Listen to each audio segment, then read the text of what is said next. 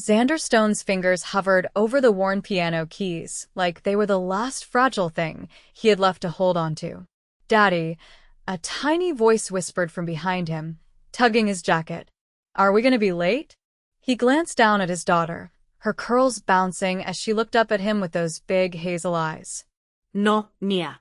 "We've got 10 minutes. You ready to hear Daddy mess up a few notes?" She grinned, missing front tooth and all. "You're the best piano player in the whole church." He pressed a kiss to her forehead, heart aching. "That's because you've never heard anyone else." Truth was, Xander hadn't played in front of anyone in years. Not since his wife passed away. But the church was holding a charity service tonight, and when Pastor A asked if someone could accompany a visiting violinist, Xander said yes, without thinking. They needed the extra money, even if it was just a small donation for playing.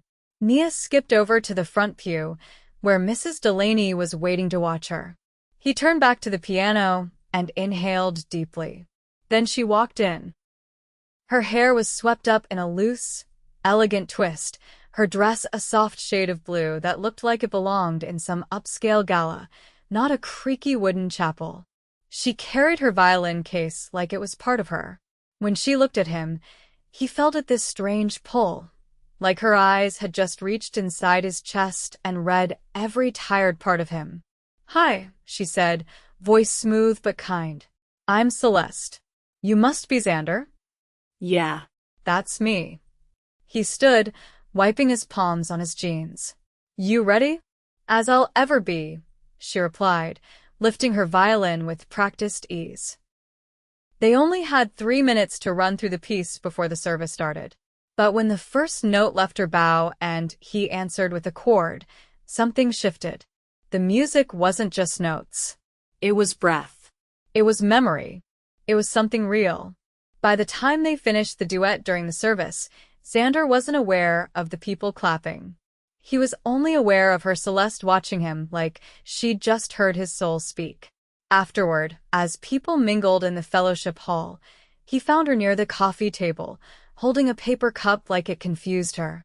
"That was—" He started, then laughed softly. "Okay, I have no words." She smiled. "Then let me say something instead. You play like someone who's lived 1,000 lives." He rubbed the back of his neck.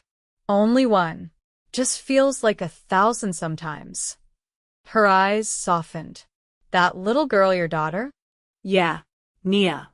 "She's 6 going on 40. My whole world. She's beautiful. She's the best thing about me." Celeste looked like she wanted to ask him something else, but then a woman passed by, interrupting with a quick thank you for the music. "I should go," Xander said, checking his watch. "It's late, and I gotta get Nia home for bedtime." "Of course," she said quickly, stepping back. But then she reached into her purse and pulled out a small white card. This is not weird, I promise. There's a music program I fund for underprivileged kids. We do weekend workshops.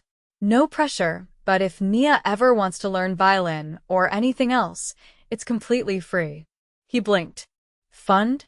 He looked at the card. The logo said the Callisto Foundation. Underneath it, Celeste Lockhart. Lockhart. He'd heard that name before. Wasn't that no? Couldn't be.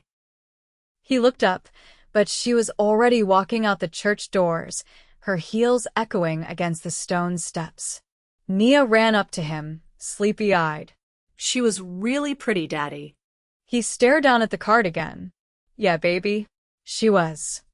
3 days later, he was wiping down counters at the local diner where he worked nights when she walked in.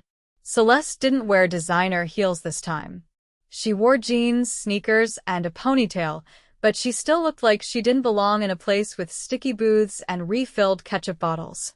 He nearly dropped the coffee pot. "You followed me?" he asked, more surprised than upset. She laughed. "I Googled the church, then found your name on their volunteer list. Then called Pastor Ray, who told me you worked here evenings." "Wow," he said, eyebrows raised. "That's thorough. I had a feeling you wouldn't call me." Xander set the pot down and leaned on the counter. Why would a woman like you want to talk to someone like me? Celeste tilted her head. What does that mean exactly? I'm a single dad. I work 2 jobs. I haven't been on a real date since before Nia could walk. She met his eyes. I'm not asking you to marry me. I'm asking if you want to get coffee with me. And maybe play again sometime. He was quiet for a beat. Then, you do realize this place literally only serves coffee. She smiled. Then I guess I picked the right spot. That coffee turned into a walk around the block after a shift. Then another night, she stopped by again and they sat in the back booth after closing, talking about music, childhood, life. She never mentioned money. Or her last name. But she listened when he talked about losing his wife. She laughed when he told her about Nia's obsession with space documentaries. She looked at him like he was someone worth seeing. And for the first time in years, Xander found himself looking forward to something. Someone. Celeste. But she was keeping something from him. He knew it. And he had no idea that the woman he was falling for had a billion-dollar empire with her name on every corner of the city. Xander adjusted the strap on his guitar case and stepped through the glass doors of the Community Arts Center, Nia's tiny hand wrapped tightly in his. Paintings from the local school kids lined the hallway, sunflowers, rockets, and stick figures with oversized heads. She stopped to admire one of them, her eyes lighting up at a watercolor moon. It looks like the one in my book, she whispered. Maybe you'll paint one like that next week, he said, nudging her gently forward. Let's see what this music workshop is all about first.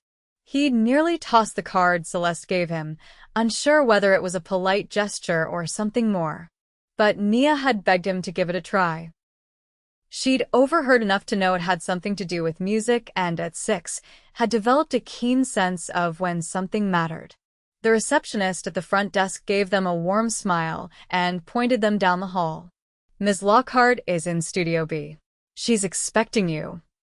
He didn't expect the studio to be filled with kids. At least a dozen of them, all clutching instruments in various states of chaos, violins squeaking, tambourines shaking, a tiny boy in the corner pounding enthusiastically on a bongo. Celeste stood in the center, hair pulled back, sleeves rolled up, laughing as she gently corrected a girl's bow hold. When she spotted them, her entire expression changed, not just recognition, but something warmer, something deeper. You made it, she said, stepping toward them. Nia. Nia stepped behind his leg, peeking up.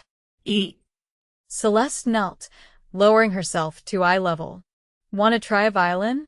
Just for fun. You don't have to play a single note if you don't want to. Nia didn't answer right away. Her gaze darted to the other kids, then to her dad. He nodded. Go ahead, baby. I'm right here. Celeste took her hand and led her to a small case in the corner. Xander leaned against the wall, arms crossed, watching. Celeste moved with ease, guiding Nia through the basics with no hint of impatience. She didn't treat her like a child to be entertained, she treated her like a person worth teaching. After a few minutes, Nia was plucking the strings, giggling at the soft, uneven sounds. She's got a good ear, Celeste said, returning to Xander's side, her tone quieter now. You think so? She listened before touching the instrument. Most kids don't. That tells me a lot. He glanced at her, then at the kids. You do this every week? Every weekend. Different groups. The goal is to give them not just access, but dignity. I want them to know their creativity isn't a luxury, it's a right. That's a hell of a mission, he said. She nodded, her expression unreadable for a moment. It was my mother's. She started the foundation before I was old enough to spell it. That was the first time she mentioned anything personal. He studied her face, catching the flicker of something grief maybe, or pride. What did she play? He asked. Cello. She used to say it was the only instrument that sounded like a human voice, low and aching, but warm. The words hung in the air, heavy but beautiful. Celeste turned to face him fully. You're talented, Xander.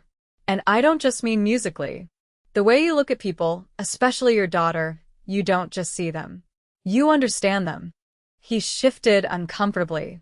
I've had to figure people out pretty quick. Comes with being broke and raising a kid alone. Still. It's rare. One of the kids let out a loud squawk on a trumpet, dissolving into laughter. Nia clapped for him, delighted. Celeste laughed too, then leaned in slightly. What would it take for you to play again? For real, I mean, professionally. He raised an eyebrow. A time machine. And probably a miracle. I'm serious. I'm not. That part of my life's over. I've got bills. Rent. Tuition for a 6-year-old who thinks outer space is her destiny. What if I told you I could help with that? His expression darkened. Look, I appreciate everything you've done, but I'm not a charity case.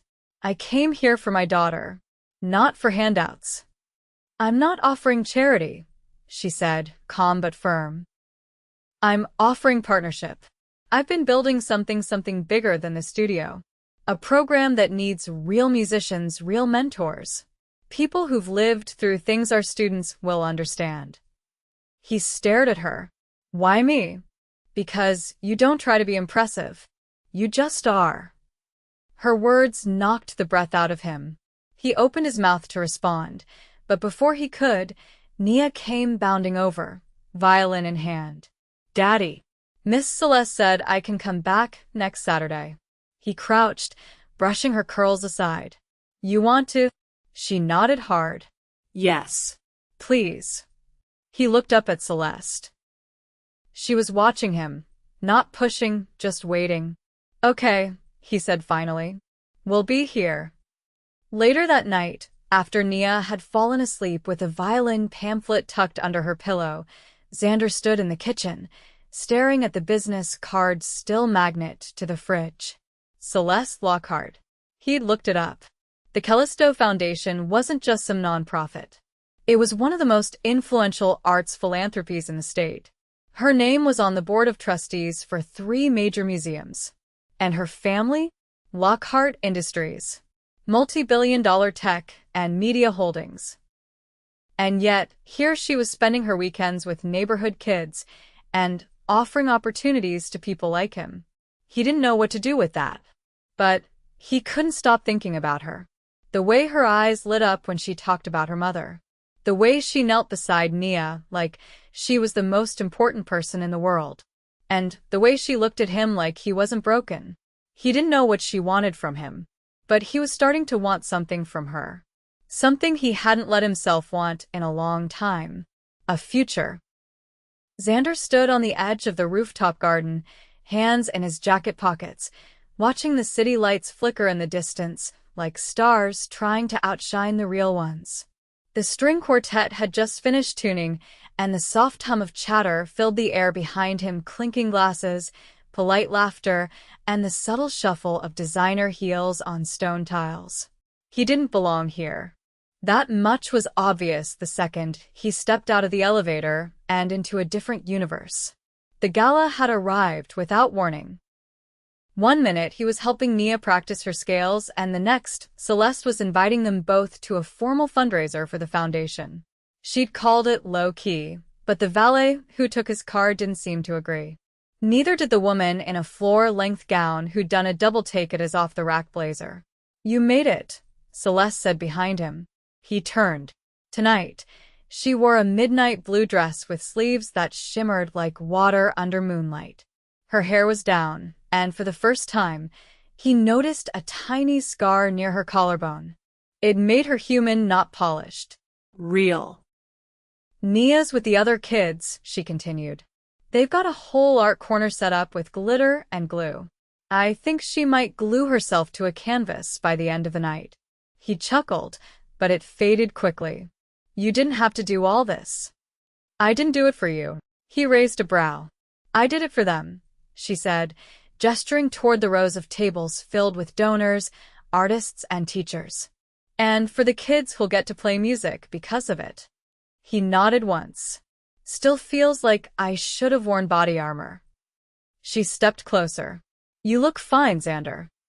Fine, he repeated dry. That's what people say about neutral furniture.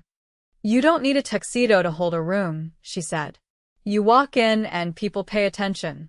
Because you don't care if they do. He glanced away, uneasy with the weight of her gaze. You always talk like that? Like what? Like you see more than you should. I've spent most of my life around people who say a lot and mean nothing. So when I meet someone who means something without saying much, I notice. He didn't know how to answer that. Instead, he looked past her at the garden's edge. So, this is what a billion-dollar fundraiser looks like. Celeste followed his gaze. Only when my board gets involved. I prefer the workshops. He hesitated, then said, I looked you up. The Lockhart name. The foundation. You're not just part of it. You own it. Her expression didn't change, but something in her posture shifted, like she'd been waiting for this to come up. Yes, she said. I was going to tell you. I just didn't want that to be the first thing you knew about me. It wasn't, he said quietly. But it's hard to ignore now. I know. People in your world don't end up with people like me. Celeste stepped in front of him, her voice low. My world isn't marble floors and nameplates, Xander. It's music. It's kids lighting up when they play their first clean note. It's people who know what it means to lose something and keep going. He looked down. I've spent the last few years feeling like I was just trying to survive. Like I couldn't breathe without checking if I could afford to. And yet, you keep showing up. For your daughter. For your students. For people. He met her eyes again. Why me? Because you don't expect anything. And you give everything. She paused. And because the first time we played together, I forgot every plan I ever made. I haven't stopped thinking about that since. Xander looked away, steadying himself. You don't know what I've done to get by. The things I've said to keep jobs, the pride I've swallowed. Then let me be clear, she said. I'm not here to rescue you. I don't want to fix you. I want to know you. He didn't answer right away. The city buzzed below them with the quiet urgency of night. Then he said, You're not what I thought. What did you think? That you'd disappear once you got bored. Like everyone else. Celeste's jaw tightened. I'm not bored, Xander. Something sharp flickered in his chest. I don't know how to do this. I've only ever loved one person. And she's gone. And I'm not asking you to forget her, Celeste said. I'm asking if there's room for someone new. He stared at her, the noise of the gala fading behind them. Before he could speak, the quartet began again, a soft, rising swell of strings. Celeste turned toward the sound, then reached into her clutch and pulled out a folded sheet of music. This, she said, is a new piece I'm composing. I haven't let anyone else see it yet, but I want you to play it with me. Not at a fundraiser. Not in a church. Just us. Tomorrow night. Studio C. After hours. Xander stared at the paper, then at her. Why me? He asked again. Celeste smiled, not a performance, but something real. Because you play like you remember how it felt to fall in love. And I don't want to forget how that sounds. He took the music from her hand slowly, unsure if his fingers were shaking more from the cold or from the way she looked at him, like he wasn't a single dad scraping by, but a man who could still make something beautiful. Behind them, the city kept moving. But for a moment, neither of them did. Studio C was empty except for the two chairs set under a single overhead light. The rest of the room remained in shadow, silent and waiting. Celeste stood at the far end, tuning her violin with deliberate focus, her back turned until the door clicked softly behind Xander. He stepped in, closing the door with one hand, the other gripping his guitar case. He looked different tonight, not in clothes, but in posture. Like he'd shed something invisible on the way, in doubt maybe, or the weight of hesitation. You came, she said, not turning around. You asked, he replied. And I figured if I didn't show, you'd track me down again. She laughed under her breath as she turned to face him. I might have.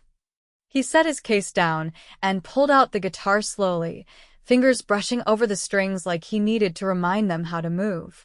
Is it finished? He asked, nodding toward the sheet music now resting on a stand between their chairs. Almost, she replied. But I don't want it to be perfect. I want it to be honest. You know, honest usually comes with a few missed notes. Good.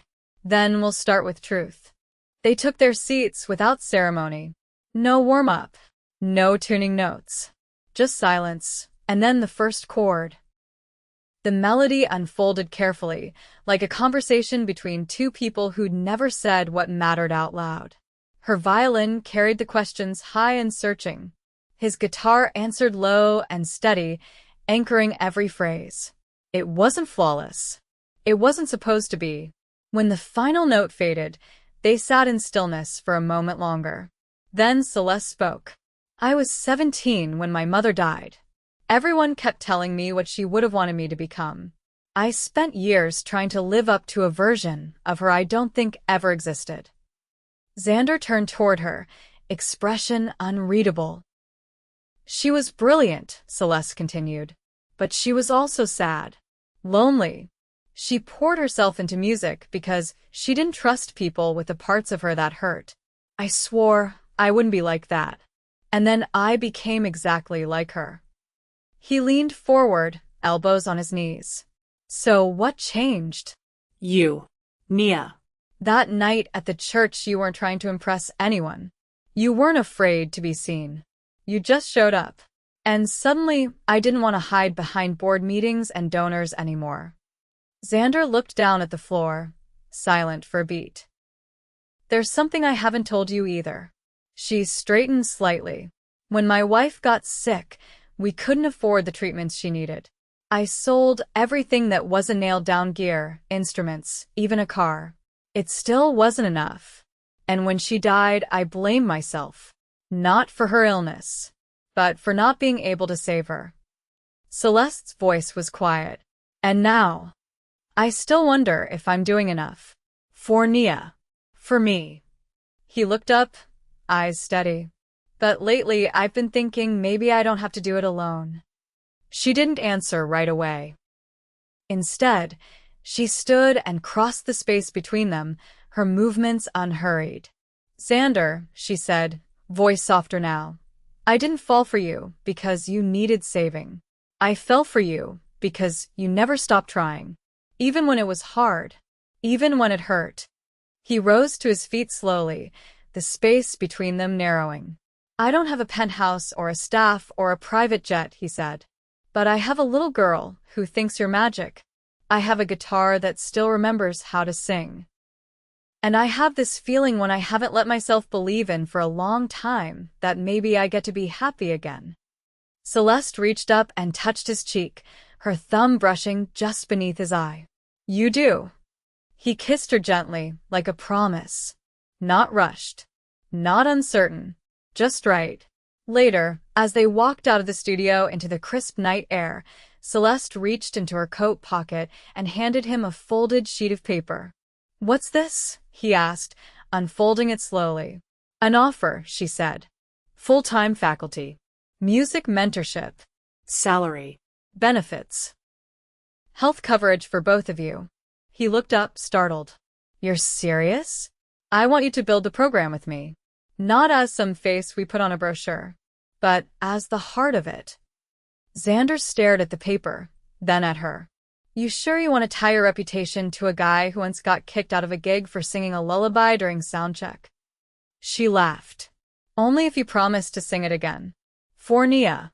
And maybe someday for me. They stood under the street lamp for a moment longer before walking to the car, where Mrs. Delaney waited in the passenger seat, chatting with Nia in the back. Xander opened the door, and his daughter's face lit up. Daddy. Did you play? He nodded. We played something brand new. She grinned. Was it good? He glanced at Celeste, who was already buckling her seatbelt, her hand lightly brushing Nia's shoulder. Yeah, he said, smiling. It was the start of something really good. 2 months later, the new music wing opened. Celeste stood beside him as the ribbon was cut, but it was Nia who held the scissors.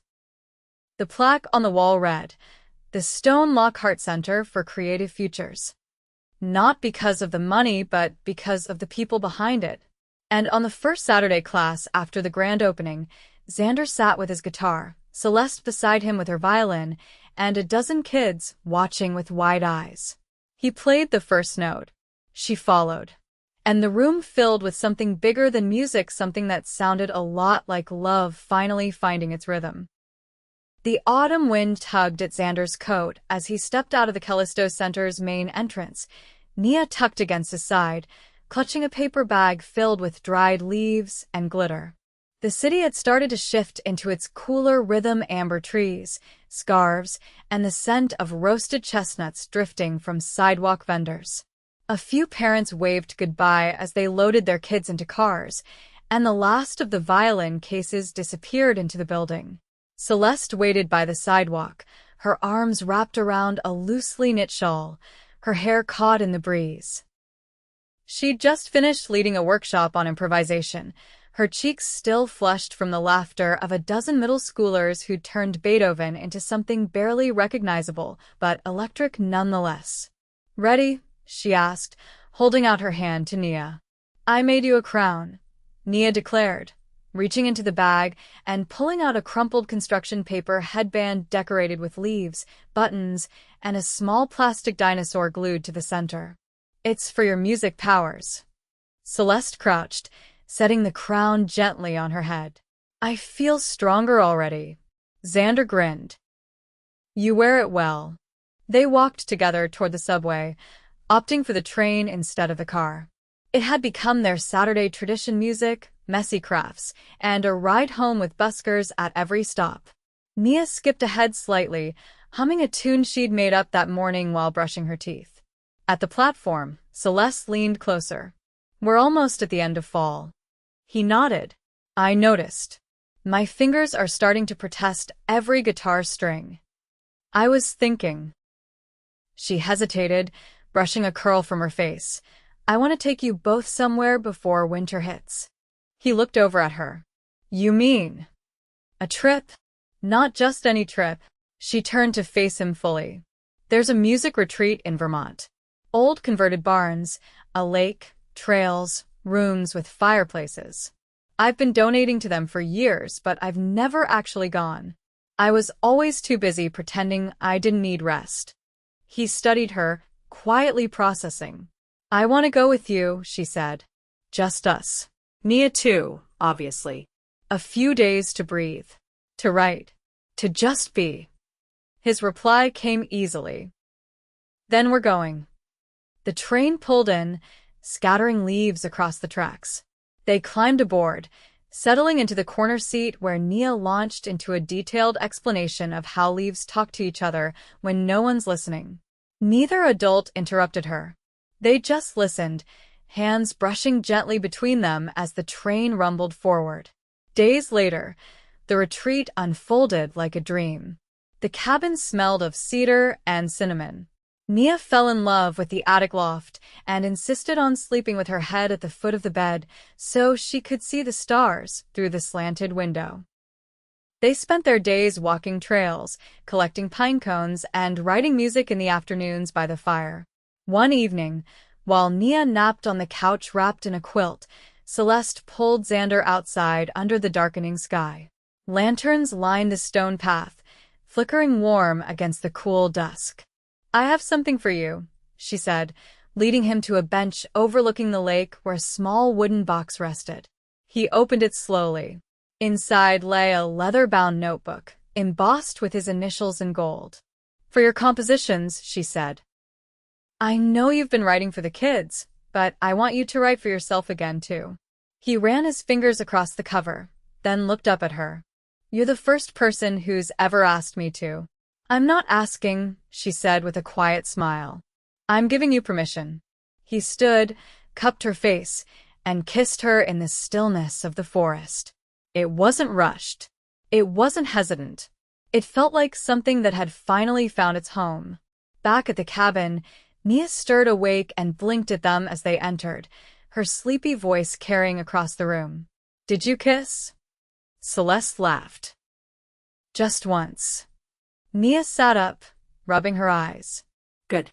"You were taking forever." The rest of the trip unfolded in moments, marshmallows over the fire, Nia performing an impromptu violin solo for a confused squirrel, and the three of them composing a song together while snow flurried gently outside the window on their last day.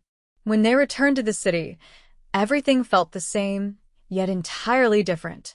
Weeks passed. The music program expanded. The foundation partnered with new schools. Xander's name appeared on a grant proposal as a co-director. Celeste's board approved it without question. One evening in December, they hosted a winter showcase at the center. Parents filled the seats. Students, dressed in mismatched holiday colors, performed with nervous excitement. Nia played a duet with another beginner, her bow slightly crooked, but her smile unwavering. Afterward, as the crowd thinned and instruments were packed away, Celeste called gently, "Nia, can you come here a second?" The little girl ran over, cheeks flushed.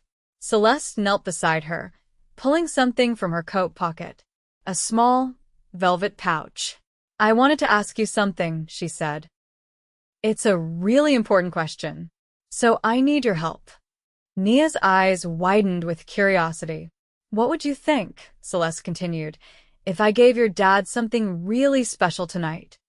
Nia glanced between the two of them. "Like a present?" "Sort of." She handed the pouch to Nia, who opened it slowly, revealing a simple ring, a slim band of brushed gold with a delicate engraving inside. Nia's mouth dropped open. "Are you gonna ask him to be here forever?" Celeste laughed. "I was hoping you could help me ask." Xander approached, drying his hands from cleaning up backstage. "What's going on over here?" he asked. Nia turned, eyes wide. Daddy. "She's gonna marry you." He froze. "I'm sorry, what?" Celeste rose, taking the ring from Nia's hand, her eyes never leaving his. "I know it's supposed to be the other way around, but I've never done things the traditional way. And I don't want to wait another second wondering if you'll ask me someday. I want to be with you now. For real. Forever." He didn't answer with words. Not right away. He stepped forward, took her face in both hands, and kissed her, long and sure, in front of the last few stragglers still lingering in the lobby. When he pulled away, his voice was low and certain. Yes. Yes to everything. Nia clapped so hard, she nearly knocked over a chair. They married in the spring, in the same rooftop garden where she'd once worn a paper crown and offered him a future he didn't know was possible. This time, Nia walked down the aisle before them, scattering dried violets from a basket she'd made herself. The ceremony was small. Perfect. A few close friends. The students played their favorite song composed by the three of them during that snowy retreat. Xander wore a navy suit with a music note pin on the collar. Celeste wore a dress stitched with gold thread and a smile that never left her face. They danced as the sun dipped below the skyline, the city glowing around them. And when the music faded and the crowd thinned, Xander held her close and whispered into her hair, "You didn't just change my life, Celeste. You gave it back to me." She traced her fingers over the back of his neck. "Then let's never stop writing the rest of it." They didn't.